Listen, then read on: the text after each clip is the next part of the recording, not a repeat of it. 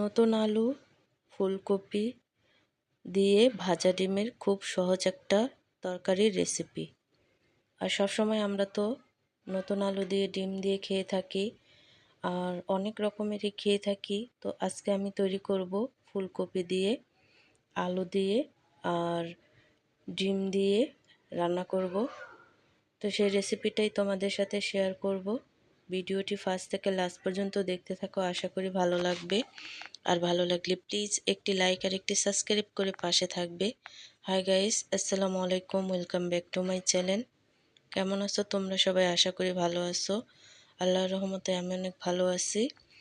তো গাইস, তোমাদের মাঝে আজকে আমি নিয়ে আসছি খুবই কম সময়ের মধ্যে অল্প উপকরণেই একটি রেসিপি, আর সেটা হচ্ছে ফুলকপি দিয়ে ডিম দিয়ে রান্নার রেসিপি। আমরা তো সব সময়ই ডিম দিয়ে আলু দিয়ে খেয়ে থাকি, আর আজকে আমি শীতের সবজি ফুলকপি দিয়ে রান্না করব, আর সেটা আবার ভেজে তারপরে ভাজা ডিম দিয়ে। তোমরা চাইলে কিন্তু সিদ্ধ ডিম দিয়েও এই তরকারিটি রান্না করতে পারো। তো আজকে আমি তোমাদের সাথে শেয়ার করব ভাজা ডিম দিয়ে। তো তার জন্য কিন্তু এখানে আমি ডিমটাকে ভেজে নিচ্ছি, আর ভেজে তারপরে কিন্তু দুই ভাগ করে তারপরে আমি ডিমটাকে কেটে নিছি। আর দেখো, এখানে আমি ফুলকপিটাও কিন্তু ভেজে নিছি।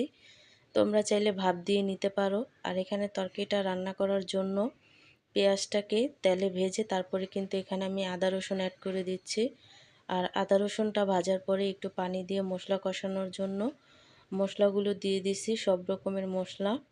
তো মশলাটাকে দিয়ে তারপরে কিন্তু খুব ভালো করে তেলের সাথে ভেজে নেব। আর এখানে আমি ঝাল হওয়ার জন্য দিয়ে দিছি কাঁচামরিচ।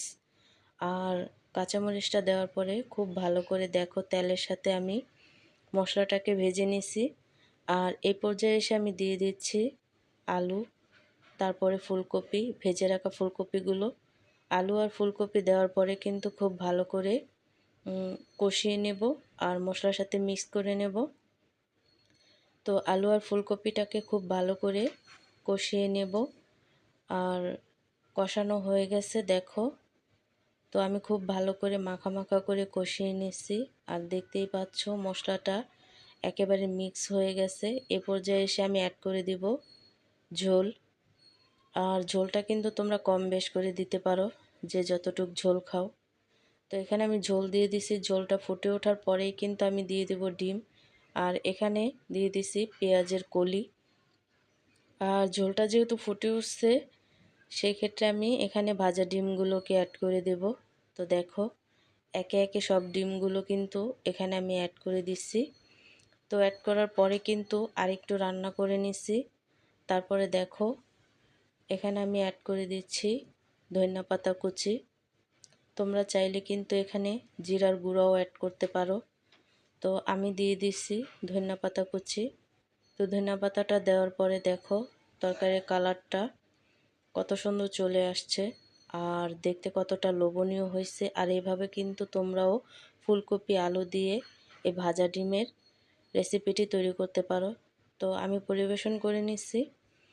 তো কত কম সময়ের মধ্যে অল্প উপকরণে আজকের রেসিপিটি হয়েছে, দেখতেই পারছো।